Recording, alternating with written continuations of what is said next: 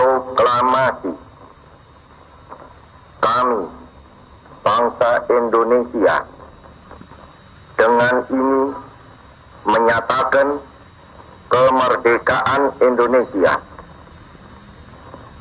Hal-hal yang mengenai pemindahan kekuasaan dan lain-lain diselenggarakan dengan cara saksama dan dalam tempo yang sesingkat-singkatnya.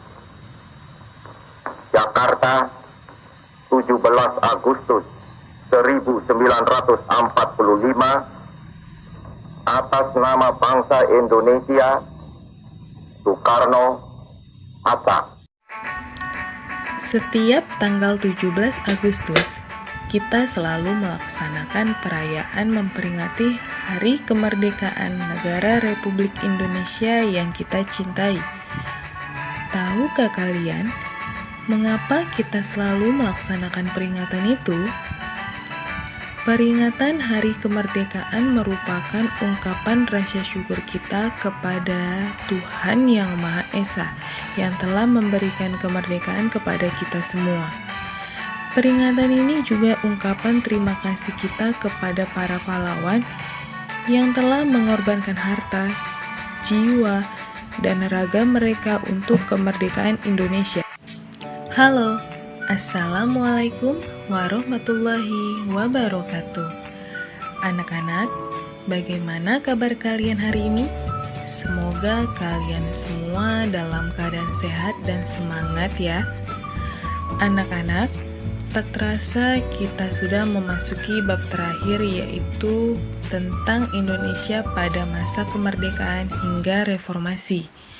Akan tetapi, yang akan kita pelajari pertama dari bab ini yaitu tentang masa kemerdekaan Indonesia. Akan disimak baik-baik ya. Adapun tujuan pembelajaran kali ini diharapkan kalian dapat: yang pertama, menjelaskan peristiwa menjelang proklamasi kemerdekaan. Yang kedua, menjelaskan perumusan teks proklamasi kemerdekaan Indonesia. Kebebasan yang dirasakan saat ini tak lepas dari peristiwa proklamasi kemerdekaan Indonesia pada tanggal 17 Agustus 1945. Melalui peristiwa tersebut, Indonesia resmi menjadi negara merdeka dan berdaulat yang terbebas dari belenggu penjajah. Tentunya, kemerdekaan ini tidak didapat secara cuma-cuma. Di balik itu, terdapat perjuangan para tokoh nasional dalam mempersiapkan kemerdekaan tanah air. Mulai dari pembentukan BPUPKI hingga pelaksanaan proklamasi. Sejatinya, persiapan kemerdekaan Indonesia dimulai ketika Jepang menghadapi Perang Dunia Kedua. Kala itu, Perdana Menteri Jepang yaitu Jenderal Kuniaki Koiso memberikan janji kemerdekaan untuk Indonesia. Pemberian janji kemerdekaan untuk Indonesia bertujuan untuk menarik simpati rakyat Indonesia. Sebagai pembuktiannya, Jepang mengizinkan pengibaran bendera merah putih, tetapi harus berdampingan dengan bendera Jepang. Berkaitan dengan janji yang telah dikemukakan oleh pihak Jepang, Jepang pun membentuk Badan Penyelidik Usaha Persiapan Kemerdekaan Indonesia atau BPUPKI. BPUPKI atau Dokuritsu Junbicho Sakai dibentuk pada tanggal 1 Maret 1945, tetapi diresmikan pada tanggal 29 April 1945. Bertepatan dengan hari ulang tahun Kaisar Hirohito. BPUPKI didirikan dengan tujuan untuk menyelidiki hal-hal penting yang terkait dengan persiapan kemerdekaan Indonesia. BPUPKI diketuai oleh Rajiman Widyo Diningrat dan dengan wakilnya yaitu Raden Panji Suroso dan Ichi Bangase Yoshio. BPUPKI beranggotakan 67 orang yang terdiri dari 60 orang Indonesia dan 7 orang Jepang yang bertugas mengawasi. Dalam aktivitasnya, BPUPKI melaksanakan sidang sebanyak 2 kali. Sidang yang pertama berlangsung pada tanggal 29 Mei sampai 1 Juni 1945. Dilaksanakan di Gedung Chuo Sangi-in, Jalan Pejambon 6. Membahas tentang rumusan dasar negara Republik Indonesia.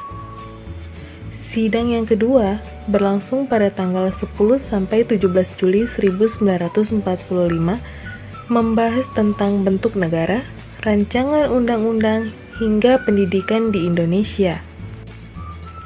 Berikut adalah hasil sidang BPUPKI yang pertama.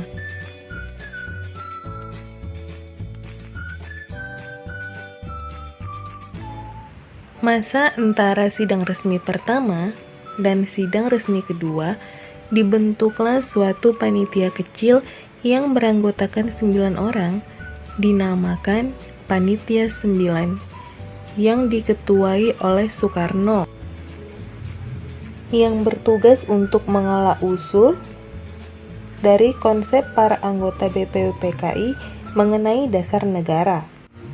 Kemudian tanggal 22 Juni 1945, Panitia 9 kembali bertemu dan menghasilkan rumusan dasar negara yang kemudian dikenal sebagai Piagam Jakarta atau Jakarta Charter. Berikut adalah nama-nama dari Panitia 9. Ketuanya yaitu Insinyur Soekarno, Wakil Ketua Dr. Andes Muhammad Hatta, kemudian anggotanya adalah Mr. A.A. Maramis, Abdul Kahar Mujakir, Mr. Ahmad Subarjo, Kiai Haji Wahid Hashim, Haji Agus Salim, Abi Kusno Cokro Sujoso, dan Mr. Muhammad Yamin. Berikut adalah hasil sidang BPUPKI yang kedua.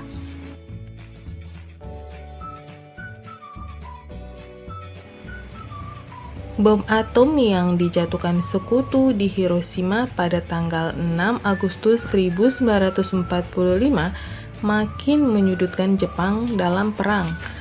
Mengetahui posisi Jepang yang melemah dan nasib Indonesia yang tidak jelas, para tokoh nasional terus mendesak kemerdekaan dan untuk melunasi janji kemerdekaannya. Perwira tinggi Angkatan Darat Jepang yaitu Terauchi menyetujui pembentukan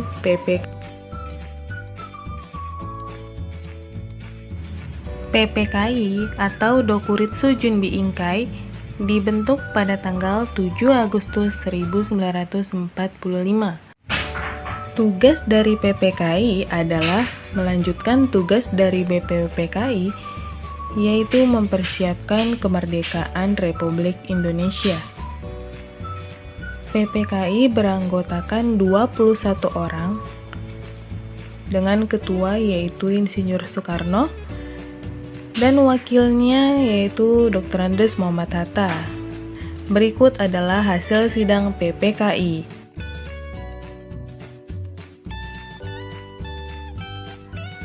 Pada tanggal 14 Agustus 1945, Jepang menyerah kepada sekutu.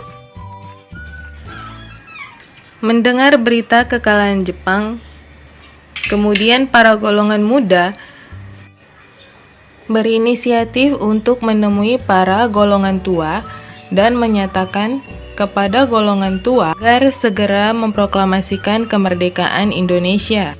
Karena menurut golongan muda, ini adalah saat yang tepat untuk Indonesia merdeka. Namun golongan tua menolak usulan tersebut.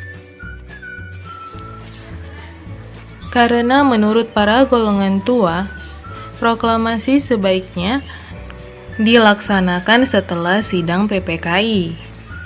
Tetapi menurut para golongan muda, sebaiknya proklamasi tidak dilaksanakan melalui PPKI.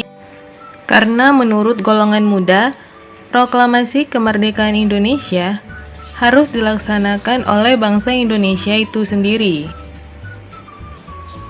Kemudian tanggal 16 Agustus 1945 terjadilah peristiwa Rengas Dengklok.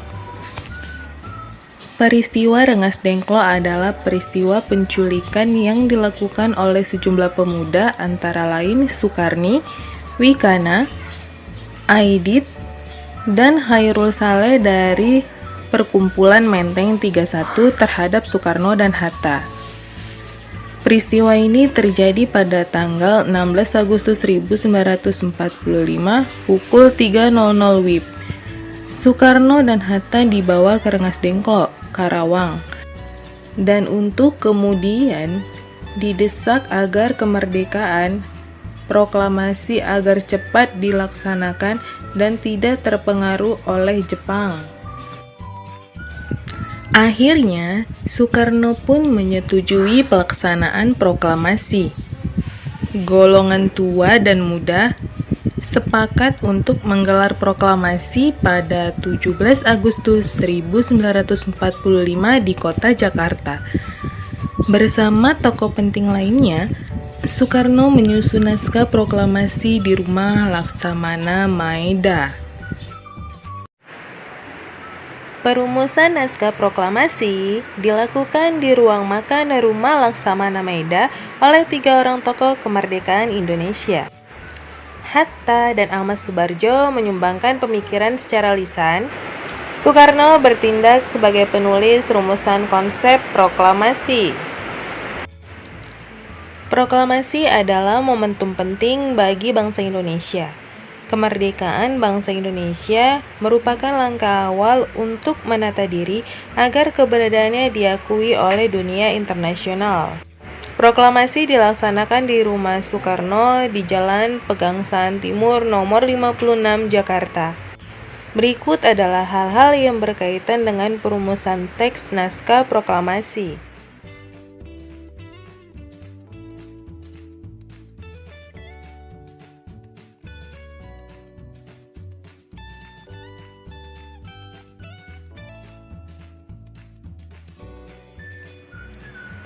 Sekian materi untuk kali ini. Semoga bermanfaat. Kurang lebihnya mohon maaf. Assalamualaikum warahmatullahi wabarakatuh.